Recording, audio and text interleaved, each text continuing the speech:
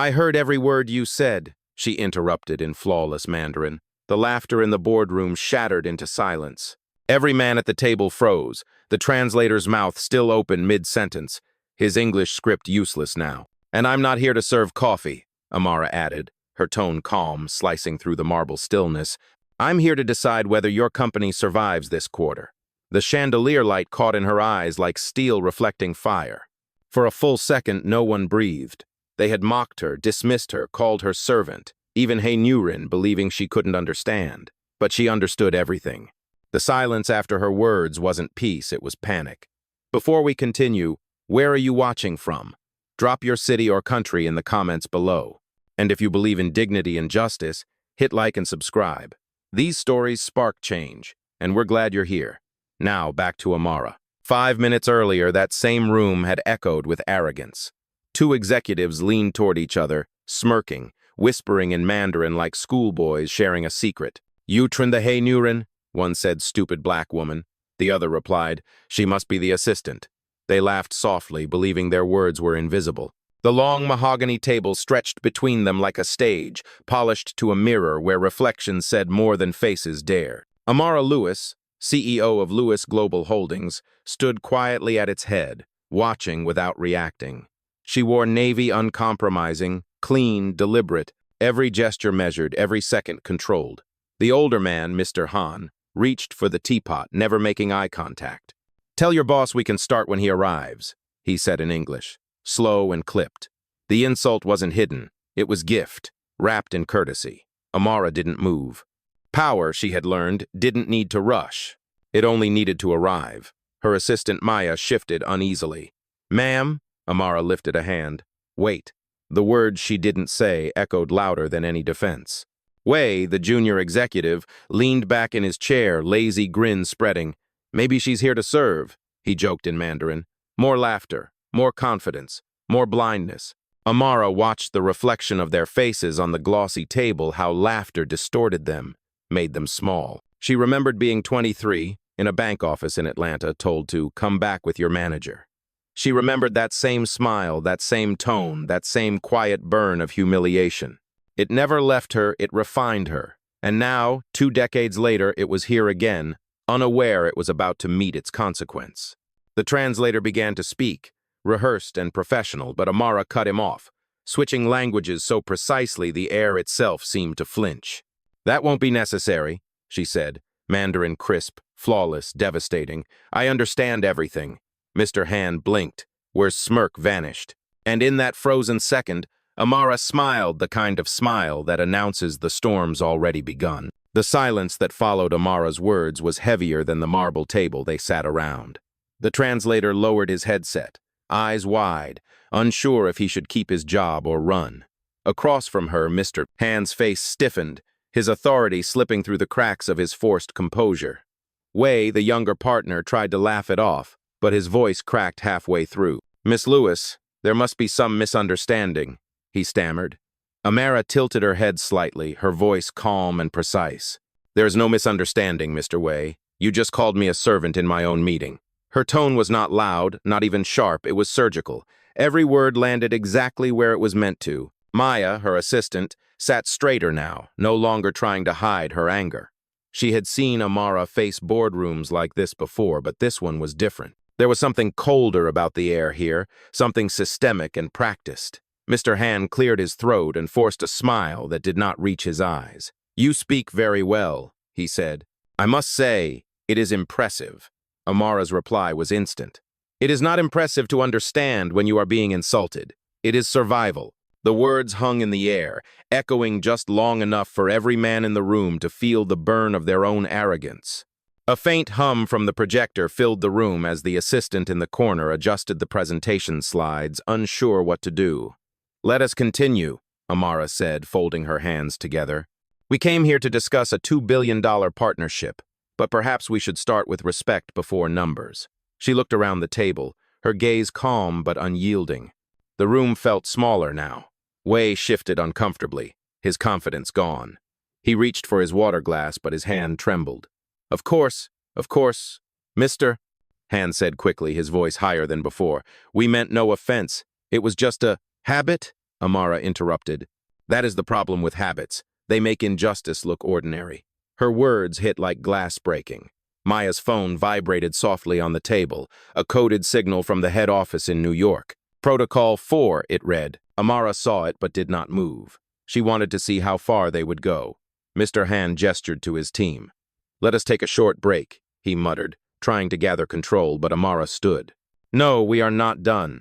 Her voice was calm, but the command inside it stopped him mid-motion. Before you insult me in another language, she continued, let me make something very clear.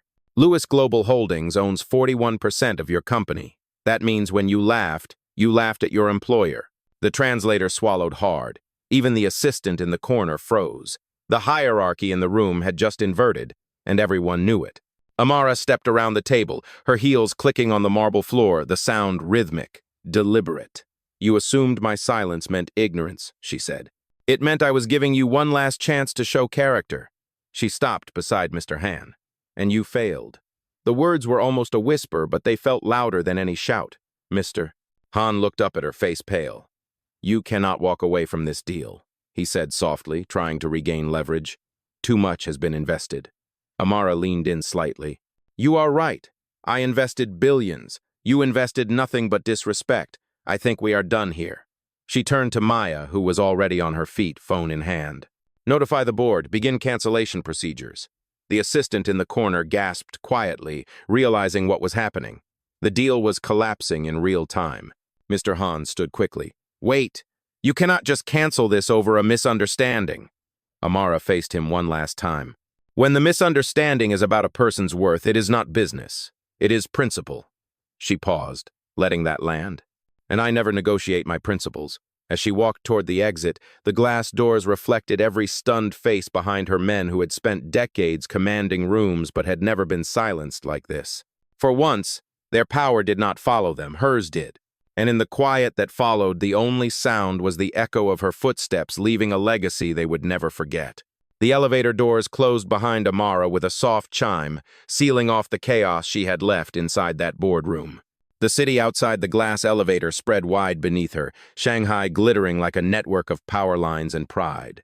Maya stood beside her, still clutching her phone, her voice tight but filled with awe. Ma'am, the board has confirmed. They are standing by for your decision. Amara nodded slowly, her reflection in the elevator glass calm, unshaken. Good. Prepare the withdrawal notice. $2 billion are not worth a partnership built on contempt. When the doors opened at the ground floor, the lobby seemed quieter than before. A few employees looked up as she passed, sensing the weight of something irreversible. Outside, the black sedan was already waiting, its tinted windows reflecting the neon skyline. The driver opened the door, but before stepping in, Amara paused. She could still hear their voices in her head, the laughter, the disbelief, the word servant thrown like a stone across a table. It was not just an insult. It was a mirror showing what the world still believed about women like her. She took a slow breath. Maya, she said softly, do you know what the most expensive thing in business is? Maya hesitated. Failure? No, Amara replied, her voice low, steady. Ignorance. And they just paid for it in full. The car door shut with a quiet finality. As they pulled away from the glass tower, Maya looked back through the rear window. Two men stood at the lobby entrance, phones pressed to their ears, panic written across their faces. They are calling already, Maya said. Amara's lips curved slightly. Let them call. It will not change the math. 10 minutes later, her phone buzzed. Carla Evans, her executive director in New York, appeared on the screen. Amara, I have the contract file open. Do you want to proceed with total termination or suspension? Amara did not hesitate. Total. Remove all pending transfers. Notify legal to prepare the official statement. I will address the press myself. Carla's voice sharpened with pride. Yes, ma'am. And Amara, I watched the live feed from the meeting room. That was necessary, Amara cut in. This is not the first time. It will not be the last, but it will be remembered. The line went quiet for a moment. Then Carla said, Understood. I will handle the fallout. The call ended, leaving the hum of the city outside as the only sound. Amara leaned back in her seat, eyes on the skyline flashing past. She remembered being a young analyst, sitting in a smaller room years ago, hearing similar words from men in expensive suits who thought politeness could hide prejudice. That day, she had stayed silent. This time, silence had spoken for her. The sedan slowed as they entered the private terminal at Pudong Airport. Two assistants waited by the jet, their postures straight, their expressions alert. "Is everything ready?" Amara asked as she stepped out. One nodded. "Yes, Miss Lewis. The statement draft is waiting for your approval." She walked up the steps into the aircraft, the hum of the engines rising behind her like an overture. Inside, she placed her phone on the table and opened the document. The first line read, *Lewis Global Holdings withdraws from the Hantech merger effective immediately due to violations of corporate ethics and discriminatory conduct during negotiation. Asterisk. She read it twice, then added a single sentence at the end, asterisk. Respect is not a courtesy, it is a condition. Asterisk. Signing her name felt less like a gesture of power and more like an act of truth. Maya stood quietly behind her. "Do you think they will apologize?" she asked. Amara glanced up from the signature line. "They already did," she said, her voice cool. "When they realized who I was, but apologies without understanding are just noise." She closed the folder and looked out the window where the city lights blurred into streaks of gold and white. Somewhere in that tower, panic was spreading, but here the air was calm. She spoke again, softer this time, almost to herself. "Power means nothing if you let people define your worth. Today, I reminded them who sets the price." The jet's engines roared to life, and as it lifted into the night sky, the city fell away beneath her, a world still learning that dignity is not negotiable. By the time Amara's jet touched down in New York, dawn had just begun to break over the Hudson. The skyline shimmered beneath a pale orange glow, quiet but alive, the kind of light that made even steel look forgiving. Maya gathered the folders and devices while Amara remained seated, staring through the oval window, lost in thought. The $2 billion deal was gone, but she did not feel loss. She felt clarity. As the engines powered down, Carla Evans waited on the tarmac with her tablet in hand, sharp as always, her gray suit pressed and her expression composed. "Welcome home, Miss Lewis," she said. "We have prepared statements ready for release, but the media has already picked up rumors from Shanghai. They know something happened." Amara unbuckled her seatbelt, her voice even. "Let them know the truth, do not hide it." Inside the private terminal, a small team waited, including PR, legal counsel, and 2 members of the board. Their faces carried the tension of people who understood the weight of a headline. One of the board members, Richard Klein, spoke first. "Amara, the markets will react. Pulling out of a $2 billion merger without explanation could cost us billions more in valuation." Amara stopped, turned to him, and said calmly, "Richard, what costs more than integrity?" He hesitated, realizing there was no answer to that. She walked to the glass wall overlooking the runway. "We built this company to be global, not blind. If we compromise values for profit, then we become the same thing we fought against." Carla stepped forward. "The official statement has been drafted exactly as you requested. Would you like to record a press response?" Amara nodded. "Yes. Schedule it in 30 minutes. And have the translation ready in Mandarin. They deserve to hear it directly." 29 minutes later, the lights in the studio flickered on. A camera blinked red, and silence filled the space. Amara sat before it, posture composed, expression unflinching. She began speaking, her voice low but certain. "When respect is absent, partnership becomes exploitation. Yesterday, during negotiations with Hantech, I was called a servant. I was spoken about as though I could not understand the language in the room. But I understood everything." Her words came slowly, each one deliberate. "Lewis Global Holdings will no longer do business with companies that confuse arrogance for authority or mistake bias for culture. We are global, but not at the cost of dignity." In another part of the world, that feed was already streaming. Inside Hantech's headquarters, executives stood frozen before a wall of screens as her voice filled the room in perfect Mandarin. Employees stopped mid-step in hallways, some gasping, others whispering. The translator from that meeting sat in disbelief. He had never heard someone turn humiliation into power so effortlessly. Back in New York, the final words left Amara's lips. "This decision is not about anger. It is about standards. Because leadership is not proven by how loud you speak, but by how deeply you stand for what is right." The broadcast ended. Carla watched from behind the camera, visibly moved. "You realize," she said quietly, "this will go viral." Amara gave a faint smile. Then let it. Maybe someone who has been silent too long will finally speak. Hours later, social media exploded. Hashtags trended worldwide. News anchors dissected every frame. Black CEO shuts down international deal over racism, one headline read. Another called her the most composed storm in corporate history. In Shanghai, protests formed outside Hantech's offices. Employees demanded internal reform. Inside the chaos, Mr. Han sat at his desk, eyes hollow, watching the clip again and again, the sound of his own words replaying against her calm response. Meanwhile, Amara sat in her Manhattan office, the skyline stretching behind her like a reminder of how far she had come. Her phone buzzed an incoming message from an unknown number. It read simply, asterisk, you did what we never could. Thank you. Asterisk. She looked at it for a long moment, then turned to Maya and said, do you hear that? Maya looked confused. Hear what? Amara smiled faintly. The sound of change. It starts quiet, but it never stops. Outside her window, the city lights blinked like a pulse finding rhythm again. Proof that power used with purpose could echo louder than any voice raised in anger. For the next 72 hours, the world could not stop talking about Amara Lewis. News networks replayed her press statement every hour, analysts debated the financial consequences, and talk shows praised or questioned her decision in equal measure. But behind the noise, something quieter and far more powerful was happening. Inside boardrooms across the globe, executives began revisiting their diversity policies, realizing that arrogance had a price tag. At Lewis Global Holdings headquarters in Manhattan, the mood was both charged and proud. The lobby buzzed with reporters, employees stood taller, and for the first time in weeks, people from every department felt that their leader had not just defended a brand, but defended them. Amara entered the building through the private entrance, calm as ever, her navy suit crisp, her expression unreadable. Carla met her at the elevator with a tablet in hand.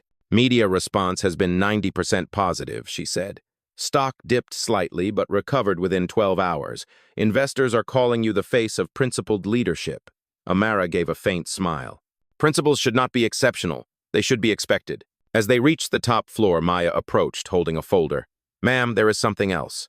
You might want to see this. Inside the folder were printed emails, hundreds of them from employees across industries, from small business owners to young professionals, thanking her for taking a stand. One message stood out. It was from a woman named Li Na, a junior analyst at Hantech. It read, asterisk, when you spoke in Mandarin, I cried. I work there, and I have watched women like me and people like you get disrespected every day. You showed us that silence does not have to mean surrender. Thank you. Asterisk Amara closed the folder and looked up, her voice quiet. That is why we do this. Later that afternoon, she called a meeting with her executive team. The glass-walled conference room overlooked the city skyline, the same skyline that had watched her climb from analyst to CEO. We are not just reacting to an incident, she began. We are setting a precedent. From this point forward, every partnership we build must pass through the Ethics Compliance Board before signing. I do not care how profitable it looks on paper. If they do not treat our people with respect, they do not deserve our business. The room was silent, then filled with nods. Carla took notes while Richard Klein leaned back, humbled. You are changing how corporate diplomacy works, he said. Amara replied simply, then it is about time. Outside, the afternoon sun reflected off the mirrored towers, throwing streaks of light across the boardroom floor. For a brief moment, the room was golden, almost symbolic, as if the city itself was applauding. That evening, as the building emptied and the noise of the day faded, Amara stood by the window of her office. The city lights below flickered like a constellation of stories, some written, some waiting. Maya entered quietly. You have done it, she said softly. You made them listen. Amara shook her head slightly. Listening is only the beginning. Change is not a moment, it is maintenance. Her gaze drifted to the horizon where the river met the skyline, reflecting a world still learning. When I was younger, she said, I used to think power was about having a seat at the table. Now I know it is about building a table where no one has to prove they belong. Maya smiled, her eyes bright. That line belongs in your next speech. Amara turned, half smiling. It belongs in the world. As she looked out again, the city hummed below her, millions of lives intersecting, countless stories unfolding, and in that steady hum, she heard what every leader hopes to leave behind. Not applause, but awakening. 3 days later, Amara stood before the United Nations Business Forum in Geneva. The air inside the grand hall charged with anticipation. Cameras lined the aisles, journalists filled the back rows, and every major corporation on the planet had a representative in attendance. The moderator's voice echoed through the space. Please welcome Miss Amara Lewis, Chief Executive Officer of Lewis Global Holdings. Applause rose like a tide, but Amara's expression remained steady as she approached the podium. She placed her notes down but did not look at them. Her voice, calm yet resolute, carried easily through the hall. We live in a world where power travels faster than principles, she began, where companies expand across borders but forget the humanity that connects them. Last week, I walked away from a $2 billion deal because respect was missing from the table. Today, I am not here to defend that decision. I am here to explain why it should not be extraordinary. The audience grew quiet. Her tone deepened, deliberate, and rhythmic. When a woman, a person of color, or anyone different from the majority walks into a room and is automatically measured as less, the world loses innovation, talent, and truth. You cannot build global progress on local prejudice. Cameras clicked, but no one dared to move. The company I lead, she continued, will not partner with those who devalue diversity. And if the cost of that decision is profit, then so be it. Integrity is not a business strategy, it is a survival strategy. Carla watched from the front row, proud and slightly teary-eyed. Even Richard Klein, the cautious board member who had once worried about market reactions, was nodding in silent agreement.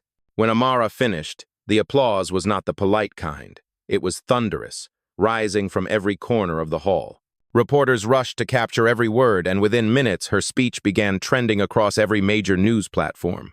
But amid the praise, controversy brewed. Some investors accused her of grandstanding. Others feared that her moral stance would create tension with Eastern partners. That night, as she returned to her hotel suite overlooking Lake Geneva, the city lights reflected on the glass walls like floating embers. Maya was already inside, reviewing press updates on her laptop. "You broke the internet again," she said, half smiling. Amara placed her phone on the table. "Good. Maybe it needed breaking." She walked to the window, the reflection of the lake shimmering in her eyes. "You know what the real test of leadership is, Maya?" she asked. Maya looked up. "Not walking away," Amara said, her tone soft but certain. "It is staying true when the world tries to make you question what you stand for." Her phone buzzed again, a message from Carla. *Hantech just issued a public apology in both English and Mandarin. Their CEO has resigned. Amara read it, then placed the phone face down on the table. "An apology is not accountability," she said. "But it is a start." Maya exhaled deeply. "You changed them." Amara shook her head. "No, I reminded them they could change themselves." The next morning, global headlines declared her speech a defining moment for ethical business. One columnist wrote, "She did not just cancel a deal, she rewrote the rules of engagement, As she prepared to board her flight back to New York, a staff member handed her a printed note, delivered by the forum organizers. It was from a delegate from Nairobi. The handwriting was neat, deliberate. It read, "You did not just represent black excellence today. You represented human dignity." Amara folded the note carefully and tucked it into her notebook. "Maybe that is the real return on investment," she murmured. Outside, the Swiss morning light poured across the tarmac as her plane waited, and as she stepped forward, she knew that what began as an insult in one boardroom had now become a movement far greater than any deal she had ever signed. When Amara returned to New York, the city greeted her not with fanfare, but with focus. The days that followed were unlike any she had lived before. Reporters camped outside her office, news vans lined the block, and her name was spoken in the same breath as reform, equity, and change. Yet inside Lewis Global Holdings, Amara did not allow celebration to cloud her purpose. Instead, she ordered a full internal audit of every active partnership, requesting a report on how each company treated its workers, vendors, and communities. "If we are going to demand integrity from others," she told her team, "we will start by proving it ourselves." Carla led the task force, coordinating with compliance officers across 5 continents. Within 72 hours, the results began coming in. Some partners met every ethical standard. Others did not. Amara read each report personally, page by page, her expression unreadable. Prepare letters of termination for the ones who fail the criteria, she said quietly. Richard looked uneasy. Amara, that could cut almost 15% of our supply network. She looked up from her desk. Then we will build new ones, better ones. This company will not stand on foundations built from silence. That night, as most of the building emptied, Amara stayed behind. The hum of the city below her felt distant, like an echo of another world. On her desk sat the note from the Nairobi delegate, now folded neatly beside her tablet. She opened her laptop and began drafting something she had been thinking about since Geneva, a new initiative called the Horizon Project. Its purpose: to fund minority-led startups in global markets where representation was scarce. The project would not just be a response, it would be a reconstruction. As she typed, she paused for a moment, thinking back to the boardroom in Shanghai. The sound of laughter, the words servant, the disbelief in their eyes. She smiled faintly. They wanted to define me, she whispered, but instead they defined the next chapter. The next morning, Carla walked into her office with a look that mixed urgency and excitement. Amara, the United Nations has reached out. They want you to lead a global advisory panel on corporate ethics. It would mean shaping international policy. Amara leaned back slightly, thoughtful. Policy is a heavy word, she said. But it is lighter than injustice. She accepted the offer. By the end of that week, her face appeared on screens in 37 countries as the new chairwoman of the Global Ethics Council. Some celebrated, some criticized, all watched. Meanwhile, in Shanghai, the fallout at Hantech deepened. Former employees came forward with stories of discrimination, mistreatment, and bias that had gone unchecked for years. Amara's confrontation had opened a wound the company could no longer hide. The new leadership issued reforms, mandating equity programs inspired directly by her speech. The irony was not lost on anyone. Back in New York, Amara held a meeting with her communications team. "We are not responding to their apology," she said. "We are not competing for headlines. Our mission is not revenge, it is renewal." Maya looked at her with admiration. "You are turning a scandal into a system," Amara replied softly. "Scandal fades, systems stay." Late that night, as she prepared to leave, her phone buzzed again. It was a video message from a university student in South Africa. The young woman, tears in her eyes, said, "When you spoke, I saw my future in your calm. You showed me that being underestimated can be your greatest power." Amara watched the message twice, then closed her eyes for a moment, letting the weight of it settle. Outside, Manhattan glowed under a rain-soaked sky, reflections shimmering across the pavement like liquid glass. For the first time in years, Amara felt something rare: peace. Not the kind born from victory, but the kind that comes from alignment. She whispered quietly to herself, "Change does not need noise. It just needs courage." And somewhere far away, in offices, classrooms, and homes, her quiet courage had already started to multiply. Weeks later, Amara found herself standing inside the vast glass atrium of the United Nations headquarters in New York. The morning sun streamed through the tall windows, casting light across the marble floor and catching the silver lettering that read Global Ethics Council Summit. Delegates from every continent filled the space, their badges glinting like small symbols of responsibility. Cameras clicked as Amara stepped to the podium, this time not as a corporate leader but as a global reformer. "When we talk about business," she began, "we often talk about profit, scale, and competition. But what if we began every conversation with the word conscience?" Her voice carried the weight of experience, calm but resonant. "What happened to me in that boardroom is not unique. It is a reflection of what still hides beneath the surface of global power assumptions, prejudice, and the comfort of inequality." The room was silent, listening. "If we can create artificial intelligence to predict markets," she continued, "we can create real intelligence to prevent discrimination. If we can measure success in dollars, we can measure humanity in decency." A ripple of applause followed, not loud but sincere. Carla, seated among the delegates, exchanged a glance with Maya, both women knowing how far Amara's journey had come from being misjudged in a meeting to redefining the standards of international business conduct. When the summit concluded, Amara was approached by leaders from Europe, Africa, and Asia, each asking to join her Horizon project. By evening, 21 countries had pledged participation.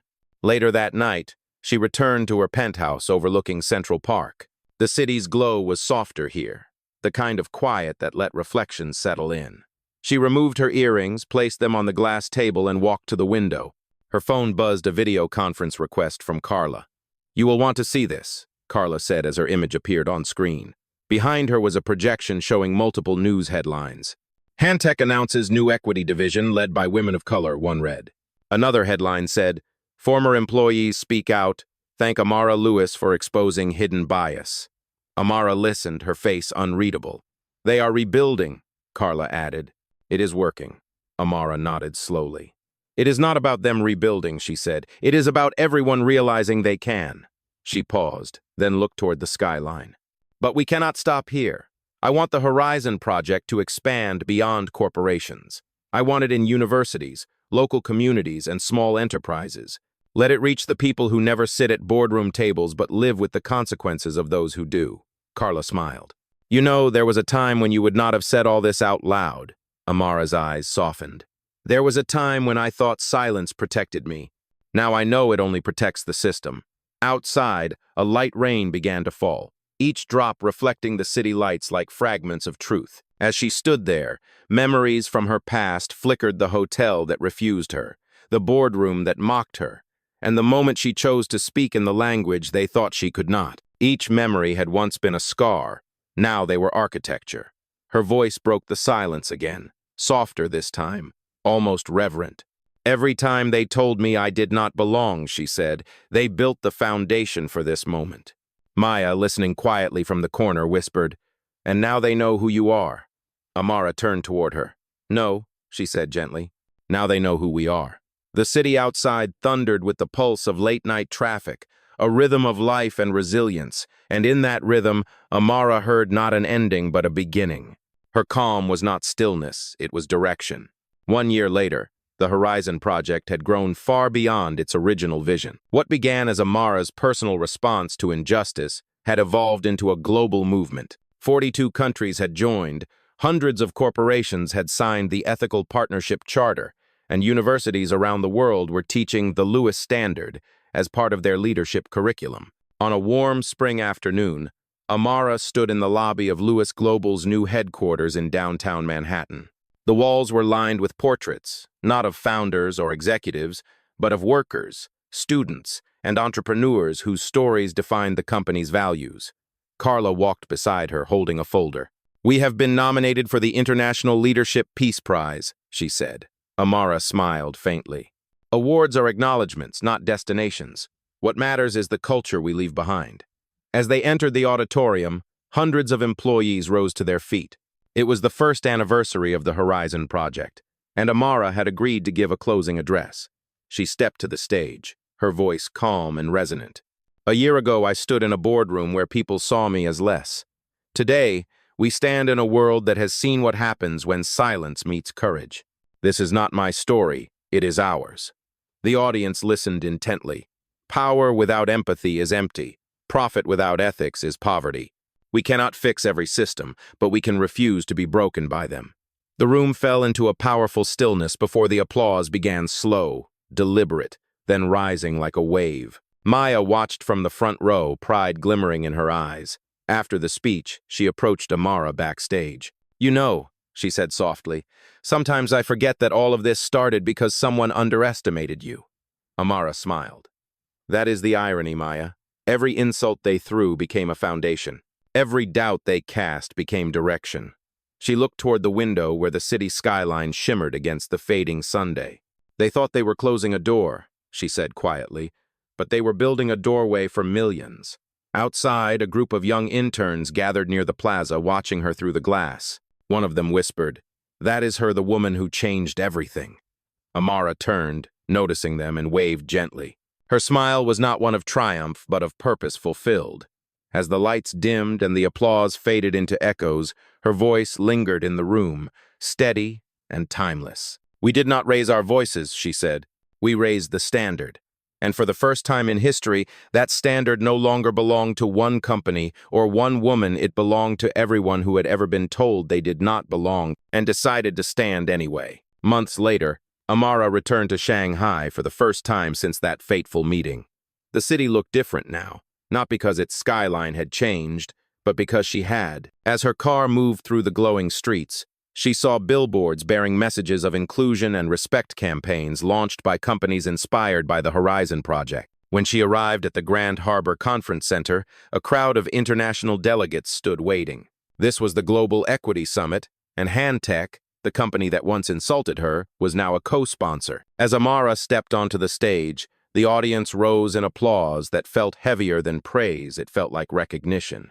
She began speaking in fluent Mandarin, the same language that had once been used to belittle her. "1 year ago, this city reminded me how fragile respect can be," she said. "Today, it reminds me how powerful change becomes when we face truth instead of hiding from it." Her words carried across the room like waves breaking old silence. In the front row sat Hantech's new CEO, a young woman named Li Na, the same analyst who had written to Amara months earlier. Their eyes met briefly and both women smiled, knowing what it meant to stand where others once fell. After the speech, reporters surrounded Amara, microphones flashing like stars. "Miss Lewis," one asked, "how does it feel to return to the place where all of this began?" Amara paused, then answered softly, "It does not feel like returning. It feels like closure not because they changed, but because we did." Later that evening, Hantech hosted a dinner in her honor. The tables were lined with white lilies, the air thick with humility rather than extravagance. When Lina raised her glass for a toast, her voice trembled. "You once told the world that silence is not protection. Tonight I say that your voice became our mirror. Thank you for not walking away." The room filled with applause, but Amara stayed quiet, her expression reflective. She thought about the countless faces she had met, the students, workers, and leaders who had written to her, telling her that her calm had given them courage. She lifted her glass, her voice steady. "To every person who was ever told they did not belong, may you always know that your presence is not a question. It is the answer." The hall fell silent before erupting again in applause. Outside, the skyline glittered across the river, the same view that had once framed her humiliation, now reflecting her victory. As she stepped out into the night, a cool breeze brushed against her face. Maya walked beside her, smiling quietly. "Full circle?" she said. Amara nodded. "No," she replied, "just the beginning of another one." The city lights shimmered in her eyes like a promise kept, and somewhere deep within that hum of life and redemption, a truth rang clear: justice, when carried with grace, never stops moving. 2 days after the summit, Amara sat inside her hotel suite overlooking the Huangpu River. The skyline glowed against the night, skyscrapers shimmering like fragments of the past she had conquered. On the coffee table before her lay a stack of letters and reports, updates from the Horizon Project, new partnership proposals, and thank you notes from across the world. Yet, for once, she was not working. She sat quietly, listening to the low hum of the city, the sound that had once mocked her now humming in harmony with her calm. Maya entered, carrying 2 cups of tea. "You have not taken a real break in months," she said softly. "You deserve one." Amara smiled faintly. "Rest is not retreat, Maya. It is how you prepare for the next climb." She accepted the cup, inhaling the faint scent of jasmine. "When I was here last year," she said, "I left this city with anger disguised as resolve. Tonight, I leave it with peace disguised as purpose." Maya sat across from her, nodding slowly. "Do you ever think about that day?" Amara looked out the window. "Every day," she said quietly. "Not because of what they said, but because of what I learned. You cannot control perception, only your response. And sometimes your response rewrites history." A knock interrupted the stillness. Carla appeared in the doorway, her presence familiar and grounding. "Sorry to disturb," she said, "but you need to see this." She handed Amara a tablet. On the screen was a breaking news headline. Hantech and Lewis Global announced joint scholarship program for women in business. Amara's eyes softened. "They proposed this?" Carla nodded. Lina reached out directly. "They are funding half the program and naming it the Amara Lewis Fellowship." For a long moment, Amara said nothing. Then she whispered, "From insult to investment, that is the transformation we work for." She turned to Carla and Maya. "Let us accept, but on one condition: the program must also include ethics training for leadership candidates. Success without integrity is just speed without direction." Carla smiled. Already anticipated it. The 3 women exchanged a look of shared pride, the kind that comes not from victory, but from validation. As midnight approached, Amara stepped onto the balcony, the breeze cool against her skin. The city pulsed beneath her, alive and awake. Somewhere in that rhythm, she could almost hear the voices of the next generation, the young women who would one day stand where she stood, stronger, louder, freer. She spoke softly, almost to the wind. "You called me a servant," she said, her tone neither bitter nor triumphant. "But in the end, I served something greater." Behind her, the lights inside flickered warm and steady, and in that golden reflection, Amara Lewis no longer looked like a woman who had been underestimated. She looked like a legacy taking form. A year later, the world remembered that moment not as a scandal, but as a turning point. The footage of Amara standing in that boardroom, calm and unshaken, had become a symbol used in classrooms, leadership seminars, and human rights campaigns around the globe. The Horizon Project had expanded into 70 countries, with thousands of women and young leaders now trained under its programs. Inside the new Lewis Global headquarters, a bronze plaque was mounted near the entrance. It read, "Asterisk, this company was built on respect, not reaction, on truth, not tolerance. Asterisk." On a clear morning, Amara arrived early before the building filled with people. She stood in front of that plaque, her reflection glinting in the polished metal. Maya joined her, holding a small folder. "They finalized the first class of scholarship recipients," she said. 100 young women from 15 countries. Amara smiled, warmth filling her voice. "Then the future is already here." Carla entered moments later, holding a letter. "We received this from the Secretary General," she said. "You have been nominated for the Global Humanitarian Award." Amara looked down at the letter, her face softening. "Tell them I am honored," she said. But this was never about awards. It was about alignment. They walked together into the atrium where sunlight poured through the glass ceiling, touching every corner of the floor like quiet validation. Around them, employees from all backgrounds greeted each other, their laughter and voices blending into a melody of diversity that required no performance. Amara turned to Carla and Maya. "Do you hear that?" she asked. "That sound is what change looks like." Carla smiled. "It sounds a lot like peace." "No," Amara said gently. "It sounds like progress." Later that day, she recorded a message for the anniversary of the Horizon Project. Sitting in her office with the city skyline behind her, she spoke directly to the camera. "A year ago, I was told I did not belong in a room I helped build. But here is the truth: no one has the power to define where you belong but you. The world will always test your worth. Your response will teach it what value really means." Her voice deepened, each word deliberate. "Dignity is not granted, it is owned. And the moment you realize that, you stop asking for a seat, you start building the table." When she finished, she sat quietly for a moment, her gaze fixed on the skyline she once faced as an outsider. Now it felt different. The light seemed clearer, the city less cold. Maya entered softly. "The recording was perfect," she said. Amara nodded. "It was not perfect," she replied. "It was honest." As the day faded into twilight, the lights of New York flickered to life below, steady and endless. Amara watched them. Knowing her story no longer belonged to her, it belonged to everyone who had ever been doubted and decided to rise anyway. Justice had not shouted. It had stood tall, spoken clearly, and changed the world in silence.